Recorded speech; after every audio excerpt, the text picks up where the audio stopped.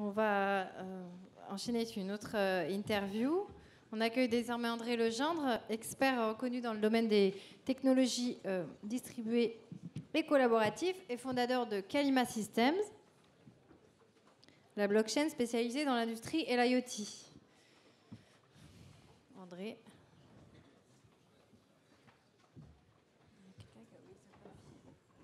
Bienvenue.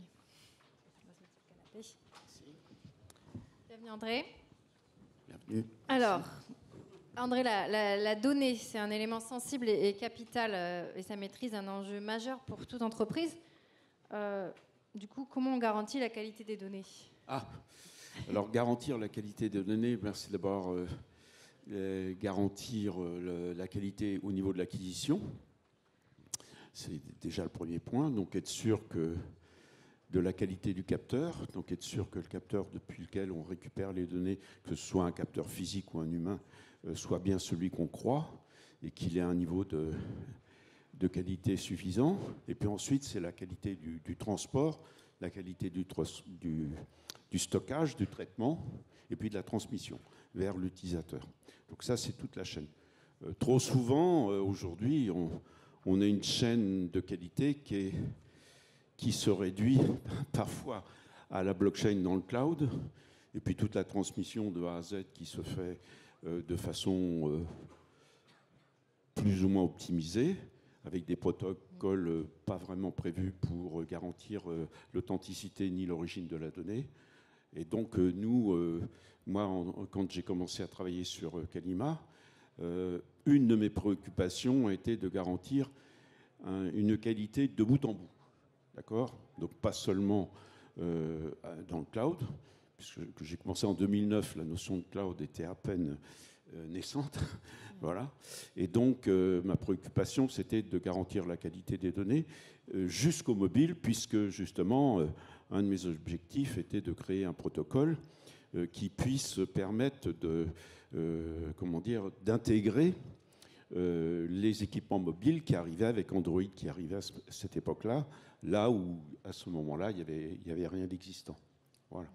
Très bien. Merci. Donc, Kalima, vous avez d'abord appliqué votre solution au monde de l'auto. Oui. Pour démarrer. Aujourd'hui, vous opérez dans d'autres industries, 4.0. Enfin, c'est quoi finalement les industries un peu plus prometteuses? Est-ce que vous avez d'autres cas d'usage? Comment vous avez évolué de l'auto à...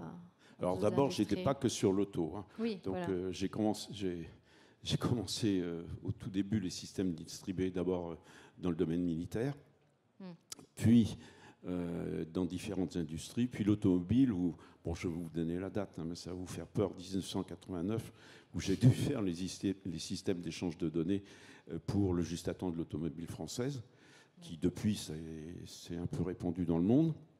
Et donc, dès cette époque-là, on met le problème de fournir des éléments de preuve aux équipementiers et aux fabricants en cas de litige sur une livraison ou un truc comme ça qui aurait provoqué un arrêt d'usine.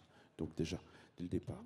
Mais ensuite, j'ai travaillé sur d'autres protocoles plus généraux, industrie, OPCUA, qui est un protocole qui est devenu un standard dans le domaine de l'industrie 4.0, ou OpenIGTLink, un protocole sur la robotique chirurgicale, ou sur lesquels deux protocoles je travaillais en 2008.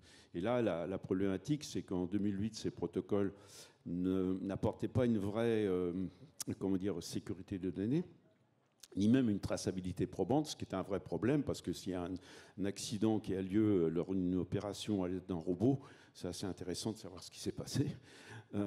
Voilà. Et pareil, dans un atelier, dans une usine, dans une infrastructure, s'il y a un incendie, s'il y a un accident physique, s'il y a un accident matériel, c'est très important d'avoir une traçabilité probante. Or, on était à ce moment-là, à la mode du Web 2, .NET et compagnie. Et là, franchement, la sécurité des données n'était pas garantie du tout. Donc, et n'intégrait pas en plus les mobiles, hein, puisque c'était tout naissant. On avait des gens comme Zuckerberg qui disaient que de toute façon, les mobiles, Facebook ne fonctionnerait jamais sur un mobile, que ça ne présentait pas d'intérêt.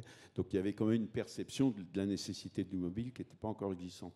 Donc moi, j'ai pensé qu'il fallait avoir des protocoles qui garantissent la sécurité des données, la traçabilité probante, et qui intègre les mobiles dedans. Ça, c'était la préoccupation. Alors, le domaine d'application, alors il n'y a pas que l'industrie, c'est quand on dit l'industrie, c'est l'entreprise, hein, de mon point de vue, et c'est l'entreprise en mode général. Là, on est en train de développer avec un partenaire, Kerling, qui vient de prendre participation dans notre ICO, un sujet sur la trace carbone dans les hôtels, par exemple. Hein, d'accord, et la récompense des bons comportements en Bitcoin. Voilà. Donc, puisqu'on a une interconnexion entre notre blockchain et des blockchains publics comme Tezos ou Bitcoin via Lightning Network. Et donc, ça, c'est un autre domaine d'application. Hier, j'étais en communication avec un grand assureur allemand sur des sujets d'utilisation de la blockchain dans l'assurance, hein, puisque tout à l'heure, ils en parlaient, hein, c'est un vrai problème.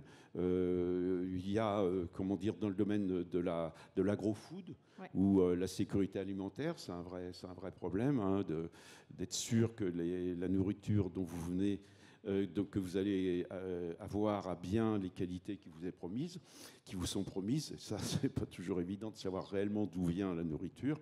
On le voit parfois quand il y a des accidents alimentaires que le produit ne vient pas du tout de là où on croyait, en fait, suite aux études.